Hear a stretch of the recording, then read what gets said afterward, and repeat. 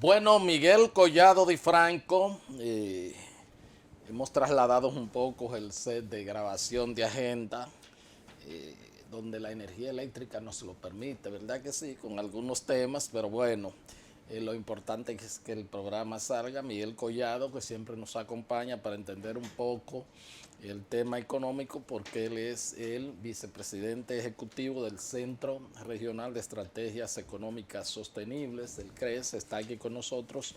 Y le agradezco a Miguel para un poco pasar revista tanto al plano nacional como internacional sobre la situación económica. Así es que saludo Miguel y bienvenido nuevamente al espacio. Muchas gracias, Héctor. Un placer estar aquí ¿Cómo no? acompañándote. Bueno, estamos terminando muy bien conforme a cifras que nos ofrece el Banco Central. Si estamos bajando los niveles de inflación y probablemente al primer semestre tengamos inflación meta del Banco Central, 4 más o menos 1%. Este, pero está bajando, está creciendo la economía, va a terminar quizás en su potencial, 5,5%. Turismo vamos muy bien, dice también que generación de empleos vamos bien, de manera que como país dentro del contexto de esta situación que en el mundo o pandemia todavía, porque no se ha declarado el fin de la pandemia, Correcto. y el tema de Rusia, invasión Rusia a Ucrania, vamos viento en popa, todo va bien conforme a lo que uno está viendo. ¿Qué es lo que ustedes ven allá en el CRES? El CRES está para alertar. El Ya, CRES es un centro de pensamiento económico, lo que en inglés se conoce como, se le llama como think tank. un Sintan. Tenemos 11 años analizando la economía, advirtiendo sobre riesgos, peligros y proponiendo políticas públicas. En ese preámbulo que tú haces, bueno, República Dominicana se ha beneficiado del turismo, la entrada de turistas, se ha sido un destino que, ah, bueno, dentro del Caribe, el que más ha crecido, uno de los más que más ha crecido dentro del mundo. Las remesas, el aporte de los dominicanos, que, bueno, es un regalo que nos hacen, hay que verlo así. No es nada que es relacionado con la producción de la economía. Sigue niveles positivos, altos, rondando tal vez los 10.000 millones de dólares en este año. Zona Franca se ha beneficiado de la coyuntura de lo que pasa en Oriente, particularmente en China, y mucha producción se ha movido con esto, el término que se está usando que es el nearshoring, y nos hemos beneficiado además de los precios internacionales por el asunto de la inflación, y en ese sentido se han incrementado las exportaciones de zona franca Y, en y el, volumen y, y en el, precio. y el incremento, obviamente, de la demanda post pandemia con todos los recursos que tenía el mundo, sobre todo Estados Sí, Unidos, disponible y producto de la y inflación. había que demandar, sí, sí, Sí, producto de la inflación que se generó. Sí. claro, que no es más que, en el caso particular de Estados Unidos, se generó, para que lo tengamos bien claro, eso, aumento del gasto y Sí, entonces ese gasto financiado por la mm, misma Reserva Federal de sí, los Estados Unidos comprando bonos del Tesoro de los Estados Unidos, o sea, monetizando la deuda de los Estados Unidos. Y eso obviamente contribuye a la emisión de dinero y eso es lo que en esencia es inflación, y que es inflación. se traduce en aumento de los precios, que lo llamamos inflación de precios a través del IPC. Entonces, lo que te quiero decir es que hay factores positivos, definitivamente República Dominicana en Por el ejemplo, perdón, panorama internacional, por ejemplo, discúlpame, esos tres sí, nos han favorecido, pero son factores exógenos, se puede decir, bueno, el turismo, la gente que viene, aunque tengamos la oferta para que vengan, sí, pero es externo. Remesa también nos envían del exterior y eso no sale a nada como costos. Y ujú, bueno, Zona Franca también depende de factores externos, o sea que se puede decir que los tres es lo que yo puedo ver, o ujú. sea, son factores externos, aunque tengamos un clima y unos niveles de infraestructura que favorecen también, y sobre todo para turismo y Zona Franca, no sé si me equivoco en ese sentido. Tú tienes razón y un elemento importante, fíjate, el tratamiento que se le da a esos sectores diferente al del resto de la economía en términos, por ejemplo, tributarios, y que eso es un tema así de fundamento, vamos a decir, de esos dos sectores. Y es importante tener en cuenta esto, porque tu comentario va muy bien en el sentido de que por lo menos nos identificamos como nosotros lo percibimos que no estamos haciendo reformas que beneficien a otros sectores de la economía. Entonces, en esta coyuntura, muy bien, nos vemos bien comparado con otros países de la región. Esos tres factores nos ayudan. Ahora, ¿qué está pasando para tener una visión de Estado y que ya aparte de este corto plazo, ya cuando, o viendo hacia futuro, República Dominicana pueda crecer a partir de otros sectores de la economía, que es lo que entendemos es lo importante. Entonces, sí, ahora estamos con esos números, eh, entendemos que sí, que el Banco Central va a anunciar al final de año que una cifra de crecimiento mayor que la que ha estado proyectando para el Quizás 6 cierre tanto de, por ahí. pudiera ser 5,5 en vez del 5. Bueno, pero nos vamos a quedar con esto. Y el tema de la inflación también que control. El tema de la inflación indudablemente ha ayudado que materias primas a nivel internacional, los precios de las materias primas, el petróleo en particular, recientemente ha mostrado una reducción y otras materias primas también empiezan a beneficiar que el crecimiento de la inflación no sea tanto, porque una inflación todavía oficial de 8,24% es significativa. Sí. Cuando tú ves el segmento de alimentos y bebidas no alcohólicas creciendo un 9% todavía, es considerable para el bolsillo del dominicano promedio. Entonces, sí, el año que viene empezará la consolidación, más bien la convergencia hacia niveles previos a la pandemia, que ya se empieza a ver a nivel internacional, pero esto va a tomar tiempo.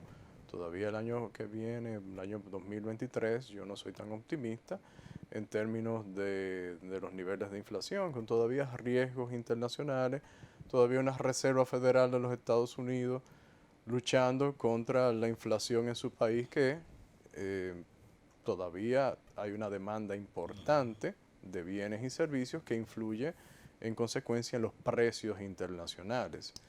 Entonces, yo lo que entiendo es que... Escúchame con el tema Sí, de la inflación. A ustedes más o menos han trabajado, le da esos números. Obviamente el Banco Central casi tiene la exclusividad.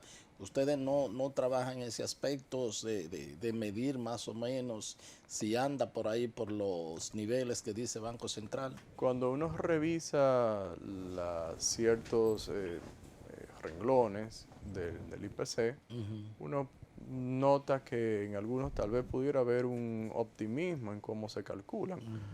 No tenemos la base para salir a la calle y hacer la encuesta, pero cuando uno ve la de la ONE, la Oficina Nacional de Estadística, que tiene un índice de producción, un costo, los costos y el índice de vivienda, el índice de producción está por encima del 11%, el de vivienda, sabemos, sale prácticamente con una frecuencia constante en los medios, los caros que están las viviendas. Entonces, y ves el componente de vivienda precisamente del IPC, uno dice, bueno, tal vez hay un poquito de optimismo en este sentido, pero es la única referencia que uno tiene de otro organismo oficial, una institución oficial, que es la Oficina Nacional de Estadística. Entonces, ¿tú no crees que a mediados de junio del año que viene, o sea, a mediados del año que viene, perdón, podríamos tener inflación meta? ¿Tú crees que hay que ver más el comportamiento?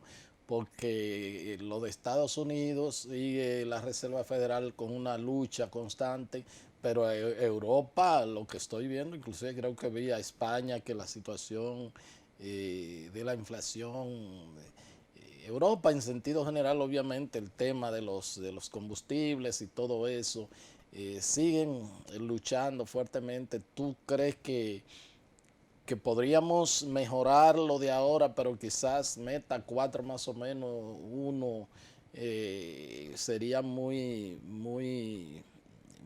optimista las expectativas de las autoridades? En realidad, la cifra oficial no me sorprendería que viniera por ahí. Pero lo que tú me preguntabas anteriormente, uno puede contrastarla, uno puede analizarla. Bueno, hay que ver otras cifras y tener en cuenta también, como tú bien dices, en lo que está sucediendo a nivel internacional. O sea que si es por cuestión de cifra, no me sorprendería. Aunque sea desde el punto de vista de uno, un poco optimista la misma. Mencionabas el caso de Europa. Europa está rezagada en términos de su política monetaria, de la reversión de la misma por el Banco Central Europeo. Se ha quedado con relación a la Reserva Federal de los Que Estados ha sido Unidos. mucho más agresiva. Lo ha sido más agresivo, tal vez con un atraso, tal vez, sin el tal vez, con un atraso, porque la inflación que ya se estaba evidenciando desde el 2021, que todo el mundo que podía analizar a partir de los hechos de los cambios de política monetaria, precisamente de los grandes bancos centrales, sabía que tenía que revertirse esa política antes del anuncio que se hizo de la Reserva Federal en noviembre. Hay que reconocer, el Banco Central de la República Dominicana empezó a hacerlo precisamente desde noviembre. La Reserva Federal esperó hasta marzo de este año. Entonces, en ese contexto todavía hay elementos que incidirán por la parte monetaria. Y obviamente factores todavía de incertidumbre con la guerra entre Rusia y Ucrania en mercados tan importantes como de alimentos, de cereales, de aceites y otros comestibles, y lo que ya mencionábamos anteriormente, los riesgos que puede haber todavía por la incertidumbre con materias primas energéticas. Entonces, hay que tener cuidado en términos de analizando la situación real de la economía a nivel mundial. ¿Cómo no? Justo ese contexto, tú prevés que Reserva Federal va a seguir incrementando sus tasas de política monetaria y Sí. que aquí se va a seguir también el Banco Central va a seguir incrementándola y eso qué podría pasar también con los sectores productivos, porque si mientras tanto también tú tienes eh, eso es costos, incremento de costos, el costo del dinero, obviamente, que de alguna manera u otra tendrá que transferirse al bien final, al servicio final, cuando tú lo Yo, tienes. Entonces, ¿cómo puede impactar eso? yo entiendo que ya el Banco Central de la República Dominicana puede estar llegando ya al final del ciclo del incremento de las tasas, eh, teniendo en cuenta que de acuerdo precisamente a la cifra oficial de inflación última de 8.24, ya sitúa a la tasa de política monetaria en términos reales en nivel positivo, una tasa de 8.50 comparada con el último número de 8.24, y es lo que uno estaba esperando por convencionalismos de este tipo de políticas, que se alcanzara ese nivel positivo. Entonces podríamos estar ya llegando al final de los Okay, incrementos de la tasa de política monetaria del Banco Central de la República Dominicana, sino ya el último del año. okay, Esa es una apreciación. okay. Como bien dices, bueno, eh, estos incrementos se están traduciendo en mayores tasas pasivas para los ahorrantes y mayores tasas activas para quienes toman préstamos. Pero hay que tener en cuenta algo muy importante. Estas políticas lo que pretenden es disuadir la toma de préstamos, que haya menos demanda de los mismos, que crezcan menos los agregados económicos y que quien pueda ahorrar ahorre más. Y precisamente esa es la dinámica. La preocupación, entiendo, no debe ser por el lado de se incrementan costos porque aumenta el financiamiento, sino lo que hay que ver es que disminuye el financiamiento. Todo lo contrario a lo que ocurrió en el 2020, cuando se incrementó considerablemente tomar préstamos, precisamente por todas las facilidades que hubo. Porque además Y eso es lo que se está corrigiendo ahora mismo. pero Esa es la idea. Pero que además también era como la vejez. Si tú dices, bueno, pero tú te estás poniendo, me voy a poner viejo. La otra alternativa es peor, morirte joven.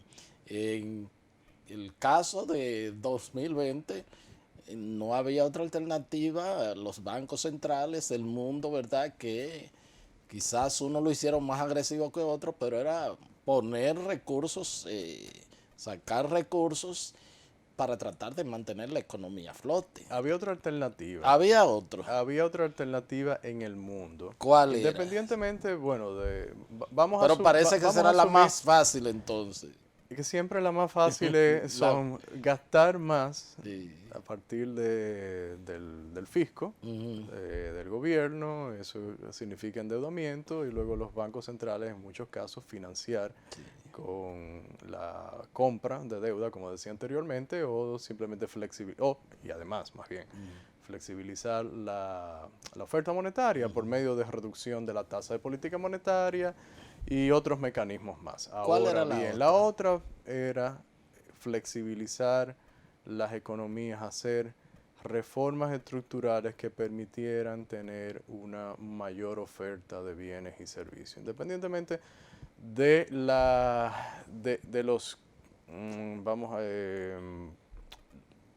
de que la economía estaba cerrada en muchos países y en mayor o menor medida en unos que otros, pero se fue abriendo. En la medida en que se iba abriendo, tú necesitabas que la economía respondiera rápidamente, de forma real, no artificial. Y eso hay que recalcarlo. Tú, cuando tienes una política artificial de estímulo, en un momento vas a tener te va a hacer daño, porque vas a tener un boom artificial que luego que te va a generar inflación, que te va a generar un crecimiento que no es sostenible. Entonces luego viene la corrección y es dolorosa. Y es dolorosa para el bolsillo de la gente que está pagando bienes y servicios más caros. Ahora, no hay impuesto más perverso que la inflación. Es así, correctamente. Y quienes se preocupan por la desigualdad, que tengan en consideración que quienes más se benefician son los que primero reciben el dinero que sale a la calle, por decirlo de una forma llana, cuando los bancos centrales hacen este tipo de política. Entonces sí hay alternativas, hay reformas estructurales para mejorar precisamente las estructuras de la economía y que sea más productiva de forma sana. Ahora, es más fácil tal vez hacerlo de la otra forma y no hay que tocar tal vez algunos intereses de alguien que se pueda perjudicar en el corto plazo por esas políticas. Pero el mundo entero se fue por esa. Muy pocos países hicieron otra o tuvieron otra iniciativa.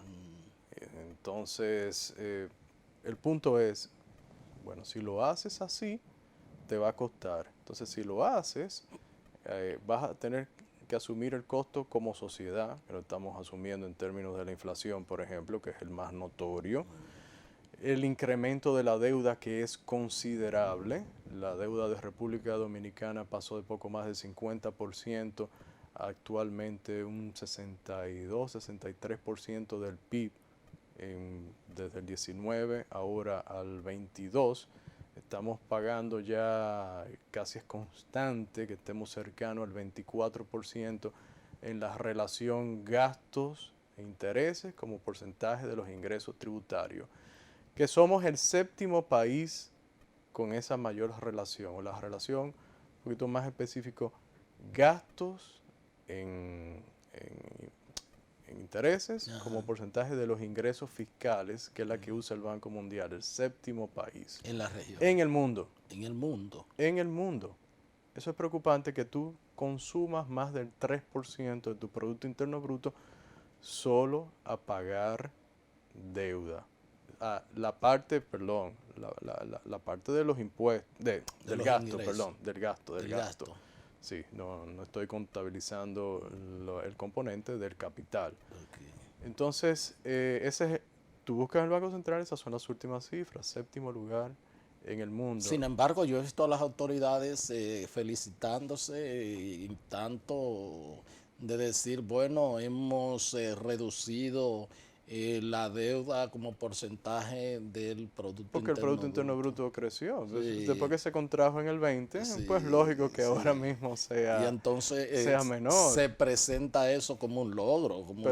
Bueno, pero ya te dije, es mayor que lo que teníamos, que la relación que teníamos en el 19, pero en términos absolutos la deuda ya supera más bien los 70.000 millones de dólares consolidada. Tienes 17.000 y tanto del Banco Central y el resto del sector público no financiero, que la del Banco Central también ha crecido en la medida en que han tenido que emitir títulos para precisamente recoger parte de la liquidez que se generó a partir del año 2020. Entonces, te crea un problema estructural ya de la deuda, ese tipo de política. Te crea el problema de la inflación. Entonces, hay que ser cuidadoso con lo que uno pide. Y 70.000 millones de dólares, estamos hablando de una cifra respetable. Bueno, para que la audiencia tenga punto de referencia, la deuda, la emisión del año 2021 fue de poco más de 4.400 millones. Este año, para el 23, está presupuestada 6.300 y tanto, casi 6.400 millones, o sea, 2.000 millones más. En 2 años es considerable y hay que tener en cuenta, ojo, es que ya empiezan desde el año 2023 una serie de vencimientos que ya están programados por deuda emitida anteriormente, que si tú a eso le añades que tienes unos altos déficits, bueno, pues las emisiones de deuda a partir del 23 hasta el 28 por lo menos van a ser bastante altas, si no corregimos el tema del déficit fiscal. ¿Cómo no? Bueno, pues solicito el permiso de Miguel Collado Di Franco. Él es el vicepresidente ejecutivo del Centro Regional de Estrategias Económicas Sostenibles, CRES. Vamos a un corte, ya regresamos con los minutos finales aquí en este programa.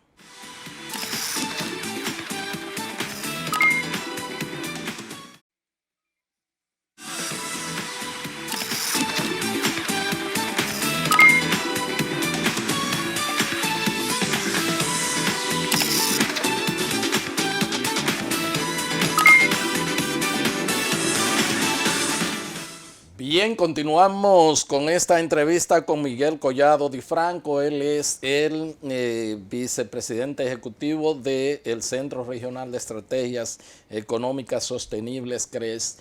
Dato que estuvimos hablando fuera del aire, entonces, Ministerio de Educación, deuda, que es un 4%, y deuda, tú hablas alrededor de... El pago de interés superior al 3%, eso tenemos del Producto entonces Interno Bruto. Un 7%, que es casi la mitad de la presión tributaria, más o menos. Sí, y si a eso le añades el tema eléctrico, que ya es otro gasto estructural, para este año superior a los 1.500 millones de dólares, el año próximo más de 1.200 millones de dólares, con la incertidumbre de lo que está pasando en el mundo, que comentamos, que no podría ser mayor, incluso que eso te representa solamente el 40% del déficit de un año, Pues por ahí nada más en esos tres renglones de gasto tú tienes un peso muy alto, muy alto, muy Cerca, alto. cerca de un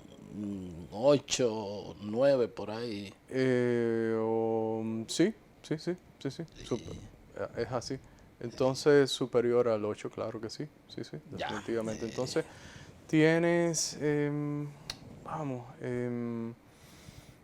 yo noto, Héctor, preocupa, como decía al principio, nosotros quisiéramos tener que hubiera entre la clase política una visión de Estado más allá del corto plazo, porque lo amerita República Dominicana. Por ejemplo, con el tema eléctrico, no se ha hecho nada en mucho tiempo para verdaderamente hacerlo más eficiente. Ahora mismo es un sector que está perdiendo más del 40% de lo que compra. Es decir, en cuanto me refiero estrictamente a la distribución de la electricidad, Sí. ya que estamos tocando ese tema, entonces tú Eso entre, compras, entre pérdida técnica y energía servida y no cobrada, alrededor, un promedio de 40%. sí, tú tienes que la energía que se factura se- solamente, o más bien de un 100%, no logras facturar un 30% y lo que te queda por cobrar es un 10%, entonces lo sumas y te da 40% de todo lo que compraste. Compras 100 megas y pierdes 40, o 100 pesos y pierdes 40 pesos, por decirlo, más bien es la comparación última. Sí. Entonces es una En preocupación. mi campo en San Juan de la Maguana se dice, así no hay toro que llegue a buey. No, es así mismo. Entonces, el sector eléctrico es pese al tema de la reforma, es un problema. Y mira que la gente se sigue quejando, entonces que siente alta facturación, gente que dice, bueno, estoy pagando 3 veces, la sede dicen, no, usted está consumiendo más porque no hemos aumentado desde abril, dice el gobierno, dicen las sedes, y entonces ahí como que nadie se siente conforme. Cerca de 1.500, 1.600 millones de dólares este año para el tema del déficit, que finalmente somos nosotros que lo vamos a Eh, terminar pagando. Eso es Y, importantísimo que lo recalquemos, que es y de bolsillo de nosotros mismos que exacto, sale. entonces como que nos mantenemos en el mismo círculo vicioso de todo Sí, esto, ¿eh? por eso es que reitero, y tal vez me estoy envolviendo muy reiterativo, hace falta una visión de Estado. Y en el año 2021 fueron enviadas unas 13 reformas al CES. Y bueno, no hemos tenido avance en ese sentido. Claro. Reformas que, de hacerse correctamente, podrían ayudar al tema que estamos hablando del crecimiento sostenible sano, de que esta economía se vuelva más competitiva, tenga la capacidad de atraer mayor inversión local y extranjera, en consecuencia mayor generación de empleos con ingresos superiores a los que tenemos ahora, y no que tengamos una política que ha ido aumentando. Ya cerca del 47% de la población depende directa o indirectamente de un ingreso recurrente mensual. Tú tienes más de 1.300.000 tarjetas, beneficiarios de los programas de Supérate. Los empleados públicos en los primeros 7 meses del año se incrementaron en más de 41.000 personas. O sea, andas por 675.000 empleados, más las pensiones del Estado que también han ido creciendo. Y todo eso te da que tienes dependiendo alrededor de 5 millones de habitantes de República Dominicana. ¿Y eso es lo que queremos?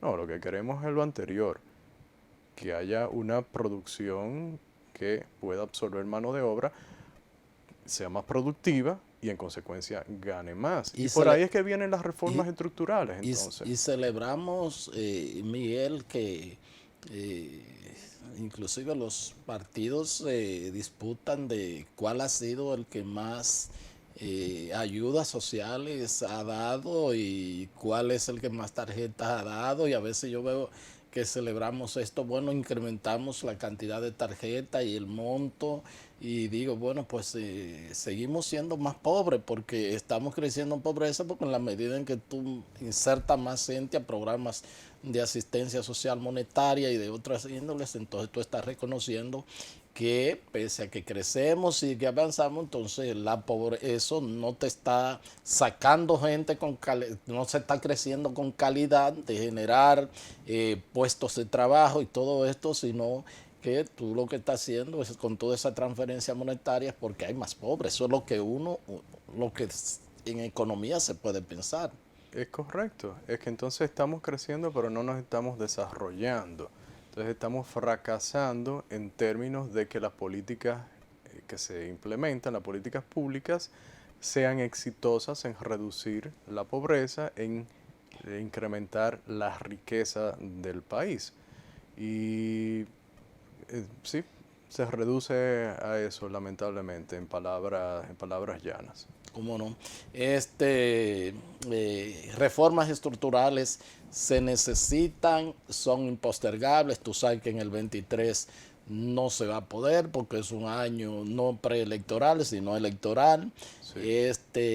Quizás estaremos pensando en el 25, por no decir que un gobierno se vaya a estrenar haciendo, o por lo menos si continúa el gobierno, hay una reelección, estaríamos hablando del 25. Quizás en algún momento sería muy tarde, ¿tú piensas? Dame ir por parte. Está bien. Primero, entiendo que lo correcto debería ser aprovechar esa famosa luna de miel que tienen los gobiernos y en el mismo 24, sea la administración que sea, hacer las reformas. Esos famosos 90, 100 100 días, días. Sí. aprovecharlos. Cuando hay capital político, ahí es que se deben hacer las reformas y no esperar más. Y luego entonces viene que si mi popularidad y quiero subirla de otra forma, con medidas de corto plazo, de índole populista, no, vamos a hacer el trago amargo, si es considerado así, debe tomarse lo más antes posible, para que como tú dices también no sea demasiado tarde. Entonces, el CRES, reitero, la función de esta institución que ya tiene más de 11 años en República Dominicana, desde que empezó a operar en el 2011, ha sido precisamente analizar, identificar situaciones de peligro, de riesgo, que ameriten oportunidades de reforma y proponer reformas. Y en ese sentido, las reformas estructurales nunca son tarde.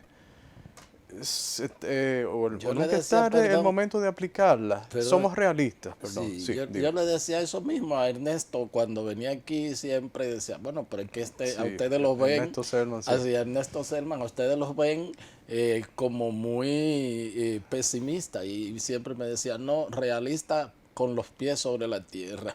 Así Eh, mismo es, estamos viendo la realidad porque lo que nosotros hacemos diariamente es precisamente ese análisis claro, y decimos cómo cambiar la situación. No políticas coyunturales, no, estructurales como mencionábamos y en ese sentido y en vista de que nos preocupa el tema del endeudamiento público y el ritmo que lleva, hemos estado hablando recientemente en estos días de la necesidad de una consolidación fiscal que no es más que lo siguiente, y es reducir el ritmo que lleva el endeudamiento público y luego revertirlo para que el stock de deuda, el monto de la deuda, disminuya, que ya hablamos de lo que consume solamente en términos de el gasto por intereses de la misma. Entonces, para eso tú necesitas primero, hay casi 100 países en el mundo que tienen algún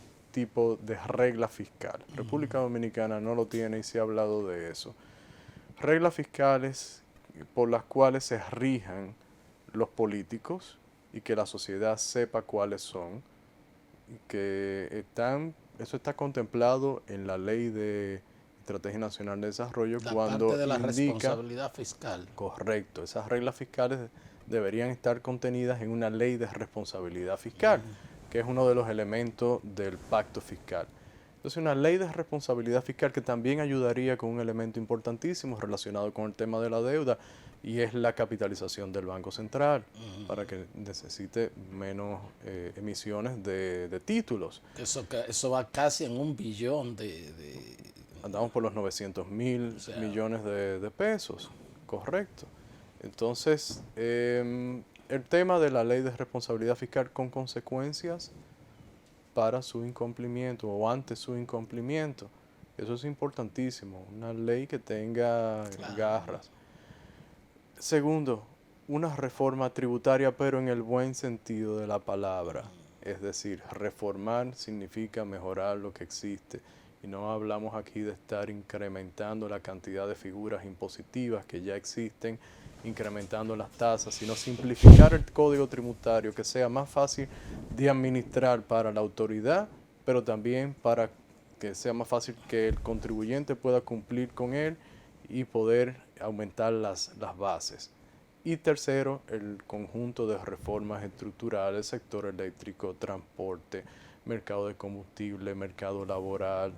Sé que se me quedan algunas, pero esas tal vez son las principales. ¿Y no te preocupa, por ejemplo, presupuesto 2023, que tengamos un gasto corriente de prácticamente más de un 80% y como gasto de capital, según lo que uno ha podido ver, de menos de alrededor del 15-16% por ahí? Y hasta menos, Y hasta, sí, probablemente. hasta Bueno, menos. sí, Es un tema también como parte de todo esto, ¿verdad? Porque el sí, sí, presupuesto sí. es el instrumento idóneo a corto plazo de todo lo que es la programación económica y todo, y lo que tú buscas con el desarrollo y todo. Entonces, si tenemos tanto de inversión de capital, seguimos preferenciando el gasto corriente, y en qué proporción. Sí, una alta proporción. Bueno, ahí están los 1.560 millones o los que se gasten en el año próximo. Los subsidios, me refería a lo de la transferencia al sector eléctrico, claro está. Todo tipo de subsidios, sí nos preocupa porque estamos destinando a gasto que se consume en un año, eso es gasto corriente. Y también, no solamente desde el punto de vista de, tú lo ves, si te estás endeudando, bueno, pues hazlo para comprar activos o construir activos, algo que quede, que sea, que efectivamente pueda ser productivo en el mediano o largo plazo. Eso sería lo ideal en términos para nosotros, sí, del uso del gasto público, independientemente de que existen las alianzas público-privadas, que parte de la infraestructura pudiera ser construida de esa forma. Pero también hay un componente moral, Héctor, y es que se gasta ahora para el votante actual, para el ciudadano que está ahora mismo. Pero quien va a pagar eso es el contribuyente del futuro, el que no tomó parte en estas decisiones de corto plazo.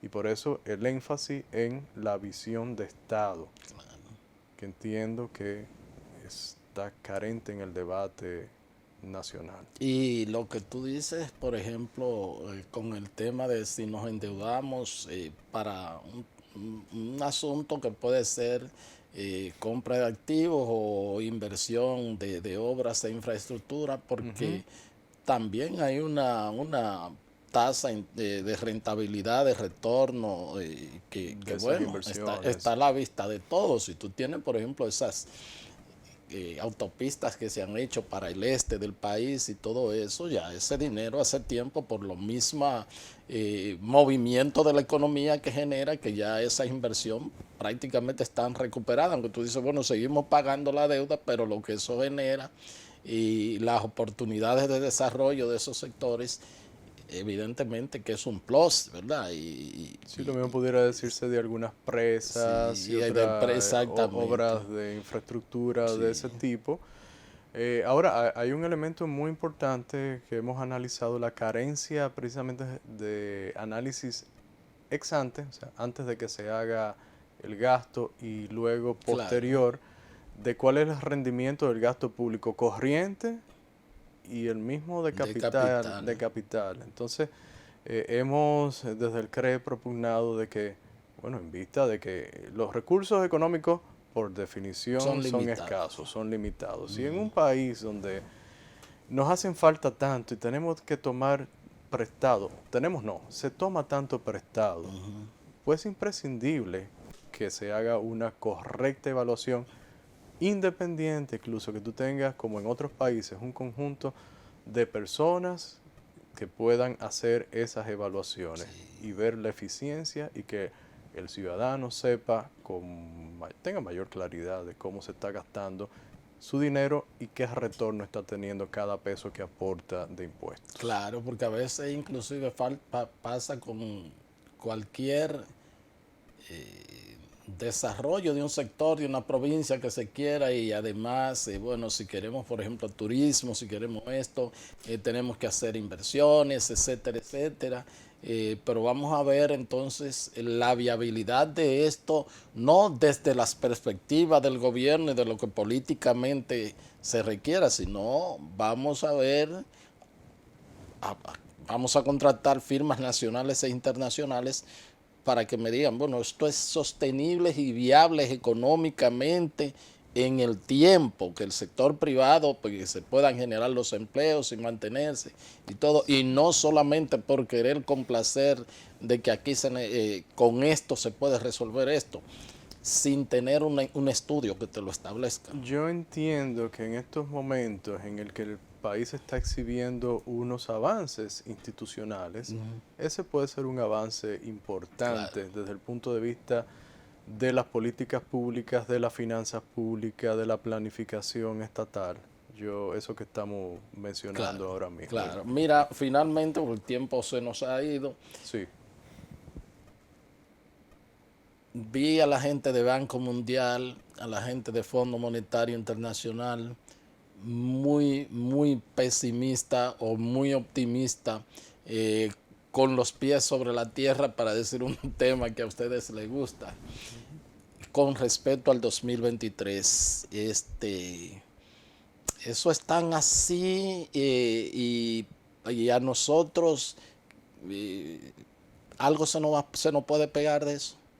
La realidad es que estos cambios de política monetaria a nivel internacional, pues sí, de hecho ya empiezan a tener efectos. En esta semana se está viendo en Estados Unidos en grandes empresas que empiezan a anunciar recortes de empleo, paralización de contrataciones, y esas son las notorias, los grandes nombres, lo que uno ve no sabe exactamente lo que está pasando. Twitter, Meta, he visto que sí, que han comenzado a despedir muchas personas. Sí, no solamente las de tecnología, ya hay otras y las que uno no sabe, y lo vio en el último informe del mercado laboral de Estados Unidos. Ahora, que era, perdón, lo que ellos mantenían, esgrimían para decir, bueno, aunque tengamos 2 trimestres en recesión, si tenemos niveles de empleos bueno, no declaramos la recesión. No se declara la recesión. Pero bueno, pero ya estamos viendo que se están perdiendo los empleos. Sí, es correcto. Entonces, a partir de esta información reciente, viendo esto como un indicador hacia futuro, estamos ya terminando el año, pero ahí ya va a venir seguirán los incrementos de la tasa de política monetaria en Estados Unidos. La señal está clara y la necesidad de hacerlo también. Entonces, por lo menos el primer semestre del año próximo en Estados Unidos, en Europa, va a ser difícil y sí, nos va a afectar de alguna forma u otra en la demanda de bienes y servicios de República Dominicana, principalmente en las exportaciones, y también tendrá algún efecto en la llegada de turistas. ¿Eso quiere decir que República Dominicana tenga una contracción, una recesión? No lo vemos así, a ese nivel de impacto. Simple y llanamente saber que la economía, por esos factores, deberá crecer menos en el 23 que lo hizo en este año, o que lo va a hacer en este año 2022, Y eso unido también, obviamente, a los efectos que tendrá internamente sobre el crédito, sobre la capacidad de tomar crédito de empresas y hogares, Claro. por los incrementos De en los la tipos de tasa interés. de los tipos de interés, Bueno, correcto. pues te agradezco y ojalá y pues cuando tengamos la oportunidad de hablar, así como se hizo el pacto por la educación que se nos quedó, porque ahí hablé con la gente de Educa y las informaciones que me dieron sobre el asunto del 4% que se logró con todo el movimiento social. Y bueno, y entonces me quedé pasmado cuando me dicen que las evaluaciones de ellos le da que estamos inclusive en peores condiciones en materia de aprendizaje que en el año 2012, que no se daba el 4%, en algunos estudios nacionales e internacionales. Sí, hay muchos avances que hacer ahí que no es cuestión de dinero. Y eso lo sabíamos desde antes que se gastara el 4%, lo dijimos algunos como nosotros, y ya se está evidenciando que se hace falta unas reformas de base estructurales dentro de ese sector. Que no necesariamente es el dinero, porque No. ya se ha visto y el propio ministro ahora se ha quejado de la situación. Y eso es una situación de la que adolecemos en el debate público. Entendemos que todo se va a resolver con dinero. Cuando hablamos del sector eléctrico pensamos que es más dinero. Cuando hablamos de educación ya vivimos la experiencia. El sector salud no pensamos en cómo hacerlo más eficiente sin gastar más dinero y lo que pensamos que es cuestión de presupuesto. Entonces yo entiendo que también es otro elemento importantísimo en el debate de República Dominicana. Claro, porque hemos visto más, el dinero implica, parece más clientelismo y más posibilidad inclusive de corrupción si no hay otras cosas que se digan para qué necesitamos el dinero. Esos tres sectores que acabamos de mencionar están politizados y entendemos que hay que empezar a sacar del ámbito de la política servicios tan importantes para el desarrollo de un país, para la vida diaria de la gente. Cómo no. Muchísimas gracias. Gracias a ustedes por haber estado con nosotros y será pues hasta otra entrega de su programa de Agenda. Hasta entonces.